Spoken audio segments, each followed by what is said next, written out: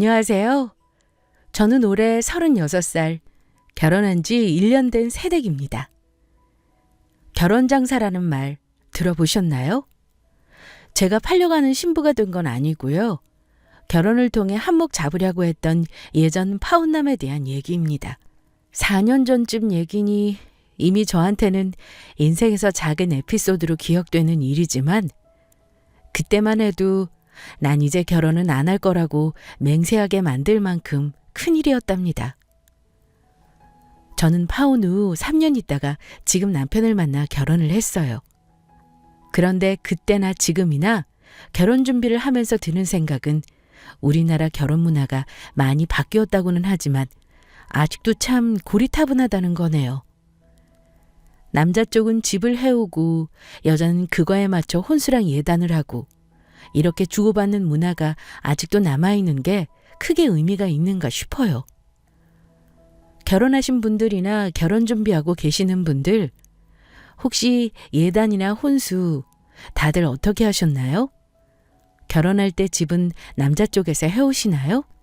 대부분 결혼하기 전 그 문제로 속상한 일이 참 많으실 걸로 압니다. 저 역시 그랬고요. 그 말로만 듣던 혼수의 지옥에서 탈출하고 파혼했던 제 사연 들려드릴게요. 우선 제 소개부터 하자면 저는 6년차 지방 공무원입니다. 위로 2살 많은 결혼한 언니가 한 명 있고요. 부모님도 다 계십니다. 그 당시 결혼을 약속했던 사람은 스카이 중 하나를 나온 나름 엘리트인데 명문대 나온 것 치고는 안 풀린 케이스인지 대기업이 아닌 중견기업에 근무하고 있었습니다. 직장 생활을 한 지 얼마 안 되어서 모은 돈은 많이 없었지만 사람은 진중하고 성실했어요. 제가 그때 31살로 결혼을 생각할 나이이기도 했고 남편 될 사람이랑은 동료 직원 소개로 만나서 사귄 지는 1년 약간 안 되었습니다. 서로 30을 넘은 나이이다 보니 독신주의자도 아닌 이상 마음만 맞으면 결혼해도 되겠다 싶어서 서둘러 결혼을 하려 했고요. 저는 얼추 결혼 준비가 되어 있는 상황이었는데 솔직히 남자 쪽에서는 결혼 준비가 되었다고 말할 수 없는 상황이었어요. 그 얘기를 하자면 처음에 시댁에 인사를 드리러 간 날 얘기를 안 할 수가 없네요. 사실 처음 예비 시댁에 인사드리러 갔을 때 예비 시모는 저를 굉장히 좋아하셨습니다. 특히 시어머니는 큰 며느리 될 사람이 공직에 있다고 하니까 엄청 좋아하시더라고요. 예비 시어머니는 제 손을 잡으면서 안정된 월급에 남이 무시 안 하는 직업을 가져서 좋겠다. 결혼해서 둘이 같이 돈 벌면 남 부럽지 않겠구나. 이렇게 말씀하시더군요. 아마 제 직업군을 그렇게 정의 내리고 계셨나 봅니다. 근데 문제는 그 다음에 하신 말씀입니다. 그래서 직장 생활은 몇 년 동안 했고 월급은 얼마나 되니? 이렇게 물으시길래 제가 얼마라고 대답했더니 제 부모님 월급부터 시작해서 아버지 연봉은 얼마냐, 집에 빚은 있느냐, 동생들은 직업이 뭐고 연봉은 얼마나 받느냐, 따로 모아놓은 돈이 얼마나 되느냐 이러시는데 저는 무슨 호구조사 받으러 나온 줄 알았습니다. 저도 일일이 대답하기 불편한 저희 집안의 재정 상황이나 동생의 연봉 같은 부분에 있어서는 대답을 피했습니다. 그러더니 그 부분을 상당히 언짢아하시더라고요. 확실하게 알아야 결혼 준비를 하지 않겠냐면서 감추는 게 없었으면 좋겠다고 말씀하셨어요. 옆에서 남자친구가 그만하라고 말리지 않았다면 동생이 아니라 사촌, 팔촌까지 호구조사를 하실 것 같았어요. 결혼하면 집은 어디에 얻을 예정이니? 가능하면 우리 아들 출퇴근 힘들지 않게 가까운 곳에 얻었으면 좋겠다. 이러시기에 어머니, 신혼집은 저희 친정에서 조그만 아파트를 제 명의로 해주신 게 있어서 거기서 살까 해요. 저랑 오빠 직장에서도 멀지 않고요. 제가 집을 해간다는 말에 예비 시모는 얼굴에 웃음꽃이 활짝 피우셨어요. 정말 대놓고 말이죠. 보통 집은 남자 쪽에서 해가거나 하더라도 여자 쪽에서 돈을 보태는 경우가 많은데 목돈을 드릴 일이 없다고 생각하셨는지 너무 좋아하시더라고요. 세상에, 너무 잘 됐지 뭐니. 그렇잖아도 집을 어찌해야 하나 걱정했는데 말이다. 처음부터 그렇게 시작이니 니들 금방 부자 되겠다. 이게 다 우리 아들 복이다 복이야. 몇 평짜리니? 되도록이면 새 집이면 좋겠는데. 그래, 혹시 집에 대출도 끼어 있니? 그 아파트는 제가 27살 때 부모님의 지원 1억 원 정도를 받고 제가 모은 돈 7천만 원을 보태서 4억 원대 아파트를 매수한 거였고, 대출은 약 2억 정도가 남아있는 집이었습니다. 그래서 있는 그대로 말씀드렸죠. 그랬더니 예비 시모가 하는 말이, 그래, 2억이라니 생각보다 갚아야 할 대출이 많구나. 어차피 결혼하면 대출을 같이 갚을 거니까 공동명의를 하는 게 어떠냐? 이렇게 말씀하셨지만 그때 제 생각에는 그 집에 남자친구 돈이 들어간 것도 없고 저희 부모님 돈이 들어간 집을 그렇게 하겠다고 그 자리에서 확답을 드리는 건 좀 아니라고 생각했어요. 그래서 집은 저희 부모님 돈이 들어간 거기 때문에 제가 지금 공동명의로 하겠다고 말씀드리는 건 좀 어려울 것 같아요. 나중에 부모님 뵙는 상견례 자리에서 의논하시면 어떨까요? 이렇게 말씀드렸습니다. 그랬더니 우리 아들이 모은 돈이 많이 없기는 하지만 있는 돈을 전부 결혼하는 데 쓰게는 안 할 거다. 우리 집이 돈을 많이 보태줄 만한 능력도 안 되고, 우리 아들이 앞으로 돈 벌어오는 게 어차피 이제 다 네 거 되는 건데 잘 생각해봐라. 내 생각에는 공동명의로 해주는 게 맞아. 이러시더라고요. 뭔가 처음 시댁에 인사하러 가는데 분위기가 다 이런 건가요? 저는 찜찜한 기분으로 남자친구 집을 나왔습니다. 남편이 돈 벌어오는 게 앞으로 다 내 거가 될 거니 공동명의로 집을 하라는 건 또 무슨 논리인지. 그리고 저는 뭐 돈 안 버나요? 저도 돈 벌긴 마찬가지인데 아들이 벌어오는 돈만 대단하다고 생각하시는 것 같아서 기분이 좀 그랬어요. 저희 부모님께 그날 남자친구 어머니가 하신 말씀 그대로 말했는데 집을 공동명의로 하시는 건 반대하셨습니다. 나중에 저희가 같이 벌어 새 집을 사게 된다면 그때는 알아서 하라고 하시면서요. 그 후 양가 부모님께 인사드리고 2달 정도 후 상견례를 하기로 날을 잡았습니다. 저는 상견례 전에도 예비시댁에 몇 번 더 갔었는데 갈 때마다 과일, 고기, 옷 같은 거 꼭 챙겨갔고 절대 빈손으로 간 적은 없었습니다. 항상 예비시댁에 예의 바르게 행동했고 예비 시모도 그때마다 싫은 티를 내시지도 않았고 딸처럼 잘 대해주셨습니다. 그런데 상견례 날을 한 일주일 앞둔 어느 날 예비 시어머니가 남자친구를 통해서가 아니라 저를 따로 집에서 보자고 부르셨습니다. 저는 아무 생각 없이 예비 시모 댁에 방문했고요. 그런데 저한테 주실 게 있다고 하시고서는 종이 한 장을 건네시는 겁니다. 그건 다름 아닌 제가 해올 혼수 목록을 적어주신 거였습니다. A4 용지에 가득 적어 놓으신 걸 보고 솔직히 좀 놀랬습니다.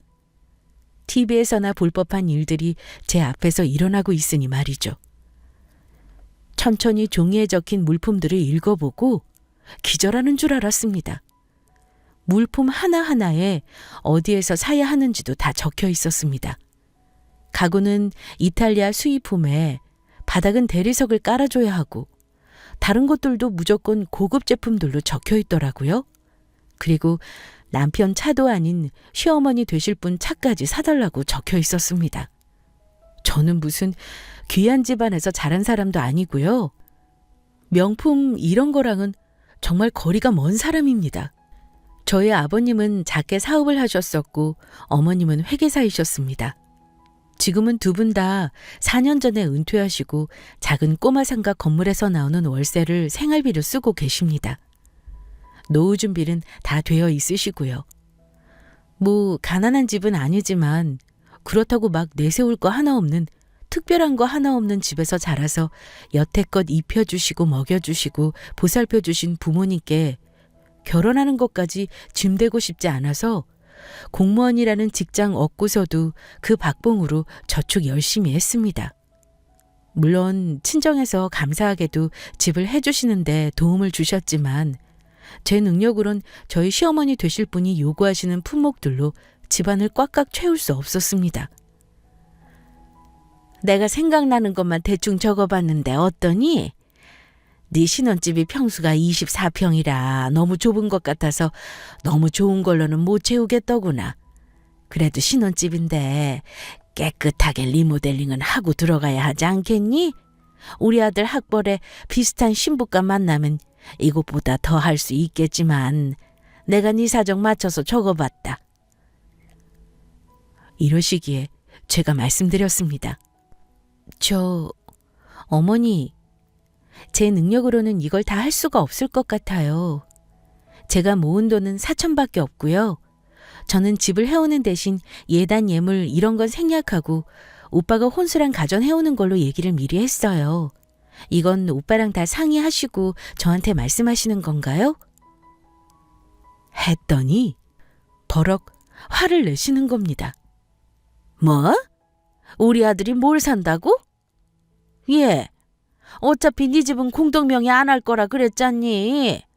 그럼 그건 네가 결혼하면서 해오는 거 아닌 거야. 그럼 당연히 혼수랑 예단은 해야 하는 거 아니니? 우리 아들이 지금 월급이 적다마는 그 학벌에 앞으로 회사 임원까지 안 하리란 법이 있니? 그럼 벌어도 너보다 훨씬 더 벌게 될 텐데 네가 집 해오는 걸로 나중에 다 퉁칠 생각하지 말아라. 우리 아들이 모은 돈이 있어도 그걸 다 결혼 비용에 쓰게 할 생각은 없어. 이러셨습니다. 저는 부모님과 상의해보겠지만 어머니가 원하시는 만큼은 제가 못 맞추겠네요. 이건 제가 남자친구랑 같이 상의 먼저 해보고 답을 드릴게요. 하고 나왔습니다. 기분이 정말 더러웠습니다. 무슨 자기 아들이 얼마나 잘났다고 학벌하고 나중에 벌 월급까지 말하면서 장사하듯 한몫 챙기려고 하는지. 정말 생각 같아서는 적어주신 혼수 목록 가지고 저희 부모니까 다 말씀드리고 없던 일로 하고 싶었어요. 일단 기분이 나쁜 채로 남자친구에게 말했습니다. 오빠, 어머니가 나한테 이런 혼수 목록을 주셨어. 혹시 알고 있었어? 제가 물으니 남자친구는 황당한 얼굴로 종이를 보고는 말했습니다. 아, 정말 우리 엄마 못 말리겠다. 내가 분명 그렇게 하지 말라고 했는데 너 따로 부르셨다고? 이건 없던 걸로 해. 내가 이건 엄마한테 확실히 말해서 안 하는 걸로 할 거야. 그러니까 걱정 말고 우리 상견례 준비랑 결혼 준비 다 신경 쓰자. 어? 어머니와 혼수 문제를 확실히 단판짓겠다는 말에 저는 한 번 더 그 말을 믿어보기로 했고 그 후 혼수 문제로 예비 시모에게 연락이 더 이상 오지는 않았어요. 그래서 그 문제는 남자친구가 확실히 선을 그었구나 하고 생각했습니다. 하지만 그게 끝난 게 아니었더라고요. 상견례 날 온 가족이 모인 자리에서 제가 몰랐던 예비 시모의 모습을 발견할 수 있었어요. 예비 시모는 제가 그날 시어머니의 혼수 요구를 거절한 게 기분이 나쁘셨던 것 같아요. 그걸 저희 부모님 만나는 자리에서 티를 내시더라고요. 상견례 당일날 양가 부모님이 인사를 하는데 보통은 인사를 할 때 고개를 정중히 숙여서 하지 않나요? 게다가 쉬운 자리도 아닌 어려운 자리니 다른 때보다 더 예의를 차리게 되는 게 당연하고요. 그런데 저희 예비 시모, 저희 부모님이 고개 숙여 처음 뵙겠다고 인사를 드리는데 고개만 까딱 하시네요. 저는 제가 잘못 본 줄 알았습니다. 그런데 그뿐만이 아니었어요. 보통 상견례에선 자기 자식이 얼마나 못났는지, 상대 자식들이 얼마나 잘났는지 말하지 않나요? 저희 부모님이 예비 시부모에게 저희 딸이 많이 부족하니 잘 가르쳐 주세요. 이러니까 남자친구 어머니가 그래야죠. 이러시더군요. 또 부모님이 남자친구 언급하면서 너무 잘 컸다고 칭찬하니까 그렇죠. 저희 아들 어디 내놔도 손색 없습니다. 솔직히 이런 신랑감 없어서 난리죠. 이게 끝이었습니다. 돌아오는 멘트가 없었어요. 그러면서 우리 아들이 공부만 해서 뭘 잘 모릅니다. 야가 빠진 요즘 젊은 애들하고는 많이 달라요. 그 댁 따님은 대학에 어디 나왔다고 들었는데 그래도 공무원을 하고 있다니 제가 결혼을 허락한 겁니다. 우리 아들 정도면 막말로 같은 급 신부감하고 만나서 결혼해도 충분하죠. 저는 그 말을 듣고 제 귀를 의심했어요. 처음에는 저희 부모님도 그댁 아드님 잘났다고 적당히 맞장구 쳐 주셨지만 그런 말까지 들으면서 기분이 좋을 리가 없죠. 뭔가 싸하다는 느낌이 들고 이건 아니다 싶은데 어색한 분위기 속에서 예비 시어머니께서 웃으면서 말씀을 꺼내셨습니다. 저희 집에 새 식구를 드리는 거니 몇 가지 말씀드릴 게 있습니다. 새아가가 시집 오면 일단 우리 아들 아침이랑 저녁밥은 무슨 일이 있어도 집에서 차려줬으면 좋겠어요. 우리 아들이 알레르기 체질이고 밖에 음식을 먹으면 자주 탈이 나서요. 그리고 일주일에 한 번씩은 꼭 우리 집에 와서 시간을 보냈으면 합니다. 명절이랑 제사 때도 마찬가지고요. 이 말을 듣고 저희 엄마가 약간 당황해하시는 얼굴로 어찌 대답을 해야 하나 하시는데 갑자기 저희 언니가 끼어들어 대답을 했습니다. 언니는 처음부터 예비 시모의 언행을 보고 표정이 안 좋았는데요. 아마 제가 대답하긴 곤란한 상황이다 보니 언니가 총대를 매기로 결심한 것 같았어요. 말씀 중에 죄송합니다만 제부될 사람도 손이 있고 발이 있는데 왜 제 동생이 밥 차려주고 설거지도 해야 하는 거죠? 솔직히 말씀드리면 동생도 지금 돈 벌고 있고 맞벌이기도 한데 왜 제부는 차려주는 밥상만 받아야 하는 건지 모르겠네요. 반대로 제부가 제 동생한테 밥을 차려줘도 되지 않나요? 제부가 밥 차려주면 손이 부러지는 것도 아니잖아요. 그러면서 제 남자친구를 보고 다시 물었습니다. 내 동생이 해주는 밥상 받기만 하고 손 하나 까딱 안 할 거야? 대답 좀 해봐. 그러니까 당연히 아니죠. 엄마도 나한테 밥 안 차려주면서 왜 그런 말을 하는 거야? 이러더라고요. 그러니까 예비 시모 얼굴 빨개지셔서 또 아무 말씀 못 하시더라고요. 또 언니가 예비 시모한테 묻기를 일주일에 한 번씩 왜 시댁에 방문하기 원하시나요? 하고 묻자 예비 시모는 이제 며느리도 딸인데 같이 시간 보내면 좋지 않겠어요? 처음 결혼해서는 당분간 자주 보는 게 좋을 것 같아 그럽니다. 이러시길래 딸 같은 며느리 없어요. 혹시 실례가 안 된다면 신우 되실 분께서는 일주일에 한 번씩 시댁 방문하시나요? 하고 물어봤더니 아니라고 하더라고요. 그쪽 예비 신우도 엄마 왜 자꾸 새언니를 시집살이 시키려고 하냐고 민망해하면서 한 소리 하더군요. 그때부터 저희 언니는 이미 이 결혼 아니라고 생각했는지 막 나가기로 한 것 같았어요. 그리고 언니는 제 동생도 부모가 있는데 왜 시댁에만 머물러 있길 바라시나요? 그런 이기적인 생각하지 마세요.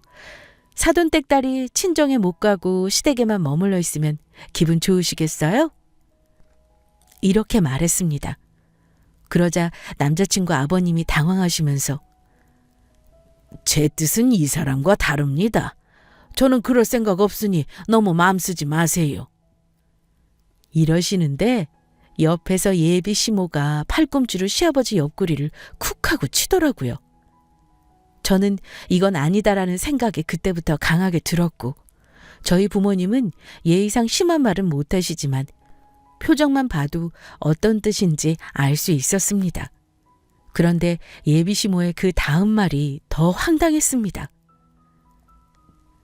새아기가 신혼집을 해올 거라고 들었습니다. 근데 그 집에 아직 대출이 끼어 있다고 들었습니다. 결혼하면 둘이 같이 갚아야 하는 건데 명의는 공동으로 못 해주시겠다 하셨다지요? 제가 듣기로 평수도 24평이라고 들었는데 나중에 아이 태어나서 기를 거 생각하면 집이 너무 작은 것 같네요. 그리고 공동 명의도 아니고 새아기 명의로 할 거라고 하는데 저는 그렇게 할 거면 이 결혼 안 시키고 싶습니다. 저희 아들이 대개 따님보다 학벌도 좋고 회사도 좋은 데 다니는데 아무래도 저희가 미치는 결혼 같네요.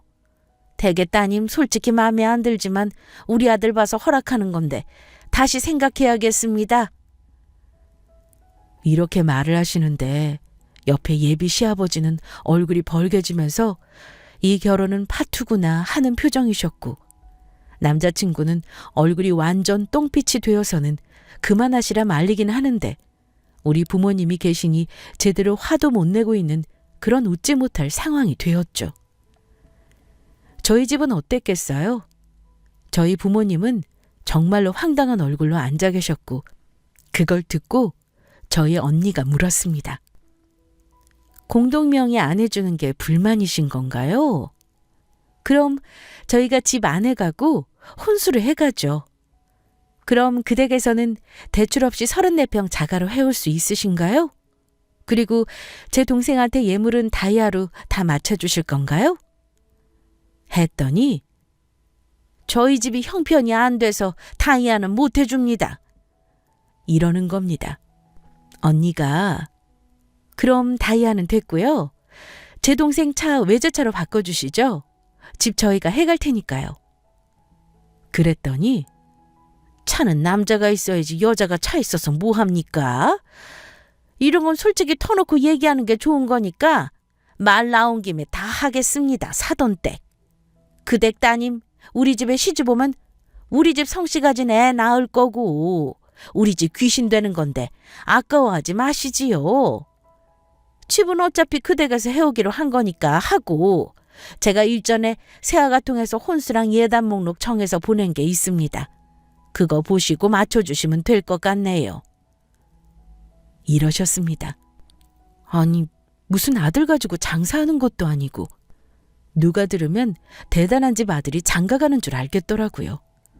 그럼 그 댁에서는 아들 결혼하는데 얼마 보태주실 생각이냐 물었더니 집에서 따로 보태줄 돈은 없고 아들이 모은 2천만 원으로 결혼을 시킬 거다라고 하더군요. 저희 언니는 그 말을 듣고 하하고 한숨을 쉬었고요. 저를 바라보더라고요. 이 결혼 할 거냐라는 눈빛이었죠. 저는 고개를 절레절레 흔들었습니다. 그때까지 가만히 듣고 계시던 저희 엄마가 그러시더군요. 그럼 저희가 그쪽 원하는 대로 집 해가고 예단해드릴 테니 그쪽에서는 저희가 해가는 집값의 10%로 예단비를 돌려주셨으면 하네요. 4천 돌려주시는 걸로 하시죠? 그리고 그댁 아드님 시계는 롤렉스 해드릴 테니 저희 딸 반지 해주세요. 다이아로 1캐럿 해주시고 목걸이는 20돈 팔지 10돈 해주시고요. 저희가 집을 해가니 혼수는 도의적으로 그댁에서 채워주시는 게 맞습니다. 가구는 제가 고르는 수익가구로 채워주시고 가전제품들도 하나하나 제가 고를 테니 그것들로 채워주시지요. 저희 딸이 해가는 집값에 비하면 무리한 요구는 하지 않겠습니다. 하고 고상하게 말씀하시더라고요. 그랬더니 예비 시모가 얼굴이 막 구겨져서는 뭐라 막 말씀하시고 솔직히 그 댁 따님이 우리 아들에 비해 키울지 않나요? 학벌도 그렇고 직업도 그렇고 솔직히 키도 많이 작지 않습니까? 그리고 아까 보탤 돈은 2천이라고 말하지 않았습니까? 근데 예단을 4천을 돌려달라고 하시는 건 좀 무리 같네요. 아까 말씀드렸지만 이 결혼 다시 생각해 봐야겠네요. 제가 자기 아들에 비해 기울지 않느냐고 말씀하시는데 제가 뭐 직업이 없는 백수도 아니고요. 자꾸 학벌 운운하시는데 저도 서울에 있는 중위권 대학 나왔습니다. 게다가 키 얘기는 좀 우습지만 제가 156이고 남자친구가 183이에요. 훤칠한 편이죠. 그래도 저희는 키니 뭐니 외모에 대한 지적은 한 번도 해본 적 없고 신뢰라고 생각하는데 정말 예의가 없다는 생각이 들었습니다. 저희 엄마는 이미 이 결혼은 안 될 거라고 생각하시고 하신 말씀이었고 저희 언니는 저한테 그 자리에서 너 이 결혼 할 거야? 이렇게 물었어요. 그리고 저희 집은 아들은 없지만 한마디 할게요. 그 댁에서는 잘난 아들일지 모르겠지만 저희 쪽에서는 그 댁 아드님 그리 좋은 조건은 아니네요. 아들 가진 유세에 그렇게 부리시는 거 아닙니다. 하고는 저희 가족에게 가자고 했습니다. 그 후 서로 기분이 불쾌해진 상태로 양가 어른은 제대로 인사도 하지 않고 헤어졌습니다. 집에 오는데 언니는 이 결혼 꼭 해야 하냐고 하면서 결혼하면 저는 지옥불 구덩이로 들어가는 거라고 만류를 했고 엄마는 한숨을 쉬시면서 이렇게 말씀하셨어요. 오늘 그댁 어머니 보고 정말 화가 나는구나. 엄마가 그댁 어머니가 말을 그렇게 해서 화나고 속상한 것도 있지만 그댁 엄마는 대체 자기 자식 생각은 안 하는 사람 같더라. 아니, 그 자리에서 신랑 될 네 남자친구는 마음이 어땠겠니? 아까 보니 아무것도 못 먹고 있던데 왜 자식 마음 하나 헤아릴 줄을 모르시는지. 그거 보니 엄마가 너무 화가 나고 속상해. 너 결혼하면 어떻게 하실지 훤히 보이니까. 엄마는 그 말에 또 울컥하더라고요. 저희 부모님께 너무 죄송하고 미안했어요. 불쾌한 기분으로 집에 왔는데 엄마가 절 앉혀놓고 심각하게 말씀하셨습니다. 너 이 결혼 꼭 할 거니? 엄마가 오늘 보니 그댁 엄마가 보통이 아니다. 아니 무슨 결혼을 장사로 하는 것도 아니고 아들 팔아서 한몫 챙기려고 한다니? 엄마는 듣다 그런 집은 처음 봤어. 너 그 집에 시집가면 돈 때문에 들들 볶이고 고생길 훤하다. 잘 생각해봐. 엄마도 그렇고 언니도 그렇고 이 결혼은 아닌 것 같아. 솔직히 제 생각도 그랬습니다. 시모가 저희 집에 보인 예의 없는 언행을 생각하면 당장 없던 일로 하고 싶었지만 일단 결혼이란 게 둘의 의사가 가장 중요한 거니 저와 남자친구가 먼저 입장 정리를 해야 했죠. 부모님 앞에서 울지는 않았지만 저 그날 집에 와서 밤에 혼자 많이 울었습니다. 어린 나이에 결혼하겠다고 한 것도 아니고 나름 똑똑한 척하면서 결혼하겠다고 한 사람인데 가족들 앞에서 이런 꼴을 보인 게 너무 부끄럽기도 하고 죄송했죠. 하지만 저는 남자친구를 좋아하긴 하지만 제 자신을 더 사랑했거든요. 아무리 남자친구가 좋아도 그런 시어머니를 감당하고 살 자신이 없었습니다. 그리고 무리한 요구를 들어줄 생각도 없었고요. 제가 그쪽 집안에 그토록 무시당할 만큼 뭔가 잘못한 게 있는지 밤새 곱씹고 또 곱씹어봤지만 모르겠더라고요. 대체 그 집안은 얼마나 잘나면 저한테 그런 요구를 할 수 있는 걸까요? 그렇게 못 베어먹은 시모 밑에서 그 사람은 왜 그렇게 번듯하고 예의 바르고 착했는지, 그래서 그 집도 그럴 거라고 철석같이 믿게 했던 건지 정말 혼란스럽더라고요. 하지만 귀하게 예쁨 받고 자란 제가 이런 꼴을 당하고 부모님 가슴에 못을 박아야 할 필요는 없다는 결론에 도달했습니다. 그래서 남자친구에게 짤막하게 결혼은 없던 걸로 하자고 메시지를 보냈습니다. 전화가 오고 문자가 오고 난리가 났지만 그냥 다 무시했어요. 당분간은 그 사람도 보고 싶지가 않았습니다. 며칠 고민한 끝에 저는 부모님께 큰맘 먹고 말씀드렸습니다. 엄마, 아빠, 저 이 결혼 없던 걸로 할게요. 그 사람한테는 말했어요. 그나마 돈 들인 거 없이 지금 결정하는 게 현명한 일인 것 같아요. 이렇게 말하는데 부모님 얼굴을 보니 또 눈물이 왈칵 나오더라고요. 그러면서 펑펑 우니 부모님께서는 그래, 우리 딸이 그렇게 결정하기로 했다면 우린 그 결정을 믿는다. 네가 현명한 결정을 했다고 생각한다. 라고 하시면서 더 이상 묻지 않으셨습니다. 그 후로도 남자친구에 대해서는 일절 묻지도 않으셨고요. 그리고 얼마 후 남자친구를 만났는데 저한테 찾아와서 무릎 꿇고 빌었어요. 미안하다고, 자기가 엄마 안 보게 해주겠다고 헤어지지만 말자고 하더라고요. 하지만 이미 제 마음은 차갑게 식은 상태였죠. 전 남자친구는 그날부터 하루에도 수십 통씩 계속 전화해서 제 마음을 돌리려고 했고, 참다 못해 제가 핸드폰 번호를 바꾸니 집 앞까지 찾아와서 저한테 매달렸습니다. 내가 정말 미안해. 아니, 우리 엄마가 너한테 그런 말 한 것도 다 내 잘못이야. 내가 애초부터 엄마가 그렇게 나올 줄 알았으면 너 인사도 안 시키고 나 혼자 결혼했을 거야. 우리 쪽에서 무조건 잘못한 거니까 너만 눈 감아주면 우리 처음부터 다시 시작할 수 있어. 남자친구는 자기가 엄마와 사이에서 중재를 못한 잘못도 있다면서 미안하다고 하길래 오빠, 나는 더 이상 할 말이 없어. 결혼이란 게 둘만 좋다고 할 수 있는 게 아닌가 봐. 둘이 좋다고 해도 오빠 엄마 얼굴 영영 안 보고 살 것도 아니잖아? 하고 말했습니다. 남자친구는 네가 결혼할 때까지만 좀 눈 감아주고 어머니랑 잘 지내는 척이라도 할 수 없을까? 일단 결혼하고 나면 내가 그 다음부터는 네가 하자는 대로 다 할게. 그러길래 나는 오빠 어머니하고 잘 지내기가 어려울 것 같아. 결혼하고 나서 내가 어머니랑 연 끊으라고 하면 그렇게 할 거야?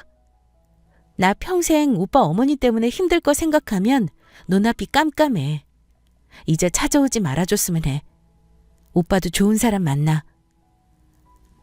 하고 이별을 고했습니다. 그렇게 저희는 헤어지기로 했어요.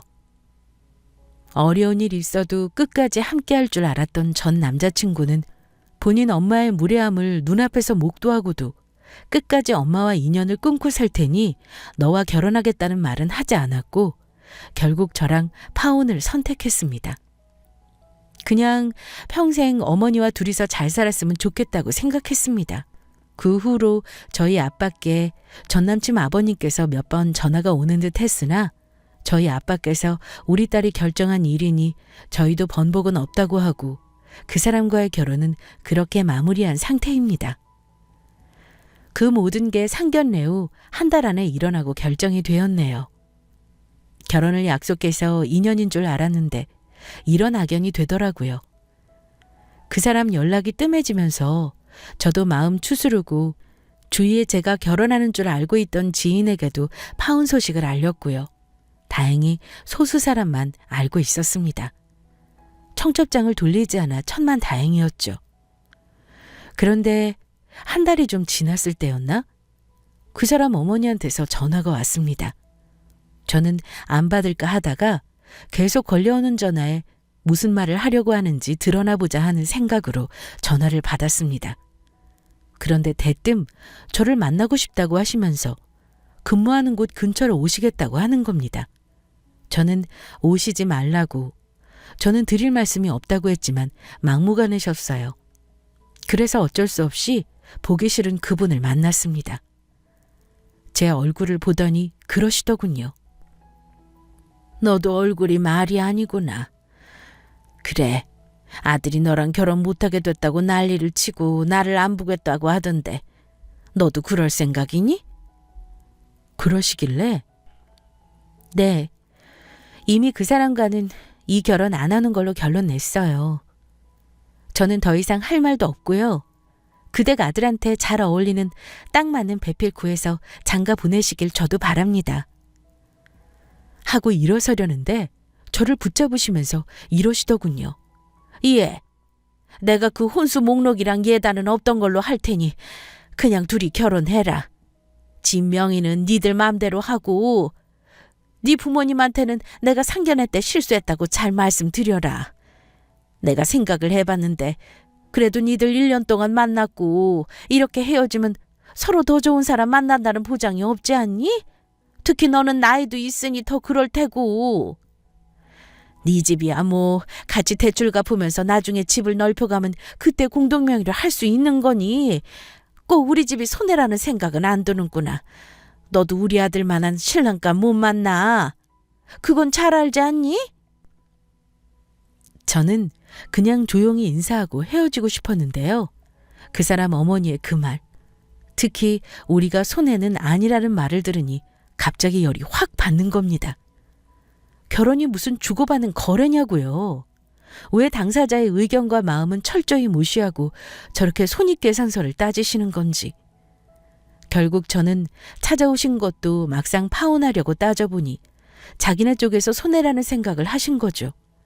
솔직히 요즘 결혼하면서 여자 쪽에서 집을 해오겠다는 경우가 흔치는 않으니까요. 게다가 그 집이 놔두면 오를 텐데 그런 것까지 계산을 하시고는 믿지는 장사가 아니라고 생각을 하셨나 봐요. 저는 마지막으로 그분께 한마디 해드리고 확실히 마무리 지어야겠다고 생각했습니다. 어차피 다시는 안 보게 될 사이니 말씀드릴게요, 아줌마. 아줌마가 잘난 아들 팔아 결혼시켜서 얼마나 한탕하시려는지 모르겠지만 그런 식이면 아들 평생 장가 못 보낼 거예요. 아마 저 놓친 거 두고두고 후회하실걸요? 아들 결혼시키려면 저한테 했던 거 딱 반대로 하셔야 될 거예요. 제가 그냥 가려다가 정말 모르시는 것 같아서 딱 해서 드리는 말씀입니다. 아줌마 아들은 자기 앞길 막는 엄마랑 영 끊을 수도 없고 얼마나 속상할지는 생각 안 해보셨어요? 아들 잘난 건 저도 알아요. 근데요, 이 세상에 아줌마 아들보다 훨씬 더 잘난 여자들도 많다는 거 꼭 좀 알고 계세요. 그럼 전 가보겠습니다. 저는 그렇게 마지막으로 한풀이 하듯 하고 싶은 말을 했습니다. 그분은 돌아가는 저를 붙들고는 어른한테 할 말 다 하는 못된 성격 여자라면서 방금 사과한다는 태도는 온데간데 없이 역정을 내시더라고요. 저는 저를 붙잡는 손을 뿌리쳐버리고는 나왔습니다. 이혼도 참 힘든 과정을 겪어야 한다죠. 파혼도 이혼만큼은 아니지만 서로의 밑바닥과 더러운 치부를 다 보게 되더라고요. 물론 내가 남자친구에 대한 사랑이 이 정도밖에 안 되는 걸까 하는 생각도 든 게 사실입니다만 사랑이라는 건 잔인한 현실 앞에선 힘을 못 쓰더군요. 그 후 저는 내가 누굴 또 만나 연애를 할까 싶고 결혼할 엄두가 안 나 그냥 싱글로 살기로 결심했었죠. 주위에서는 친구들도 그렇고 부모님들도 그렇고 다 잘했다고 합니다. 그 집에 시집 갔으면 넌 말라 죽었을 거라고 하면서요. 굳이 모든 사람이 아니라고 하는 결혼을 진행할 필요는 없는 거잖아요. 그 후 솔직히 6개월까지는 많이 힘들었습니다. 시간이 지나고 이제 조금 괜찮아졌다 싶을 때쯤 우연히 전 남자친구가 예쁘고 어린 새 여자친구와 올린 럽스타그램을 보고는 정말로 정리가 되면서 괜찮아지더라고요.